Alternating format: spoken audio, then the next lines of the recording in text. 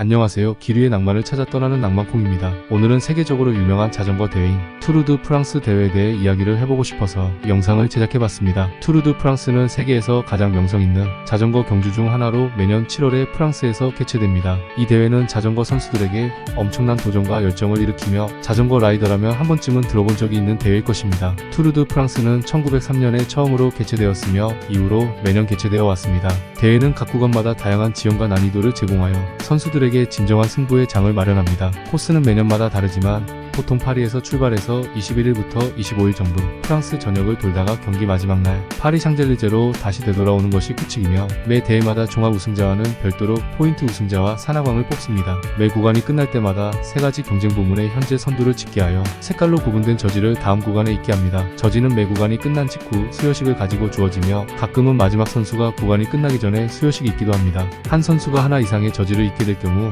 가장 영예로운 저지만을 착용하고 다른 경쟁 부문의 저지는 2위를 차지한 선수에게 주어집니다. 예를 들면 첫 주에 종합 선두와 포인트 선두가 같은 선수인 경우가 흔합니다. 이런 경우는 선두 주자는 노랑 저지를 입고 포인트 부문의 2위가 녹색 저지를 입게 됩니다. 각 구간에서 한 부분의 선두가 된 선수는 3장의 저지를 받게 됩니다. 저지는 자신의 팀 로고가 새겨져 있는데 첫 번째 저지는 구간이 끝난 직후 주어지기 때문에 순식간에 로고를 부착해야 합니다. 그래서 부착 과정이 현장에서 빨리 이루어지게 되어 저지의 품질이 좋지 않습니다. 투르 드 프랑스의 매력은 그 자체로도 충분하지만 이 경주가 지닌 역사적인 의미는 더욱 놀라울 정도입니다. 이 경주는 1903년에 처음으로 개최되었으며 처음에는 프랑스만의 경주였지만 점차 국제적인 이벤트로 성장하였습니다. 경주는 세계적으로 유명해지면서 다양한 국적의 선수들이 참가하게 되었고 이를 통해 다양성과 국제화가 촉진되었습니다. 아무래도 도로에서 펼쳐지는 사이클 경기이다 보니 매 순간마다 사고의 위험이 기다리고 있는 대회가 바로 투르 드 프랑스입니다. 경기를 살펴보면 낙차 사고나 충돌 사고 같은 아찔한 상황들이 생각보다 자주 벌어지는 것을 알 수 있습니다. 사이클 선수들은 일반인들이 생각하는 것보다 훨씬 빠른 속도로 달리기 때문에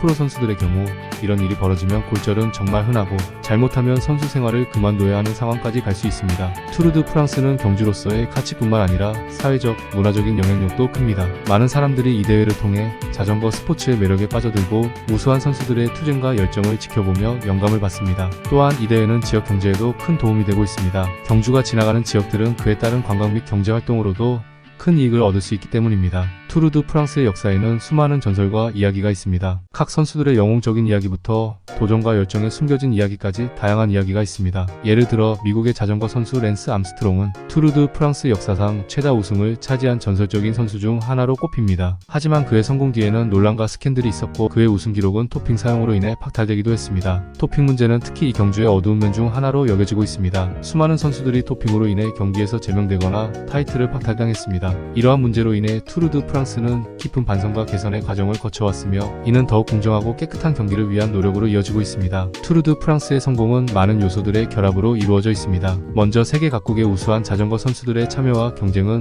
경주를 더욱 흥미진진하게 만듭니다. 각 선수들은 자신의 능력과 기술을 최대한 발휘하여 최고의 성과를 이루고자 합니다. 이러한 경쟁은 시청자들에게 큰 재미와 긴장감을 선사하며 선수들에게는 투지와 의지를 끌어올립니다. 또한 수많은 사람들에게 꿈과 희망을 심어주고 도전과 열정을 일으키는 중요한 행사입니다. 이 경주는 많은 선수들의 노력과 헌신의 결과물이며 그들의 이야기는 수많은 이들에게 영감을 줍니다. 또한 이러한 행사는 세계 각국의 사람들이 함께하는 인류의 큰 여정을 상징하는 것으로 그 가치와 의미는 더욱 커지고 있습니다. 우리나라의 경우 사이클의 인식이 그렇게 좋지는 못하지만 언젠가는 자전거 산업도 확장되고 자전거의 인식이 좋아질 수 있기를 기원합니다. 투르 드 프랑스는 매년 21일 동안 3,500km 이상의 거리를 거쳐서 진행되는 대단한 도전입니다. 이 경주는 세계에서 가장 어려운 자전거 경주 중 하나로 높은 산악 지형과 긴 거리로 인해 선수들에게 큰 도전을 제공합니다. 선수들은 이 도전을 통해 자신의 가치 또는 명예를 쟁취하기 위해 달립니다. 2023년 6월 8일 투르 드 프랑스의 넷플릭스 다큐멘터리가 공식 업로드되었는데 자전거 대회에 관심이 있으신 분들은 한번 보시는 것을 추천드립니다. 이렇듯 투르 드 프랑스 대회는 단순히 자전거 경주가 아닙니다. 이 대회는 인간의 도전과 열정,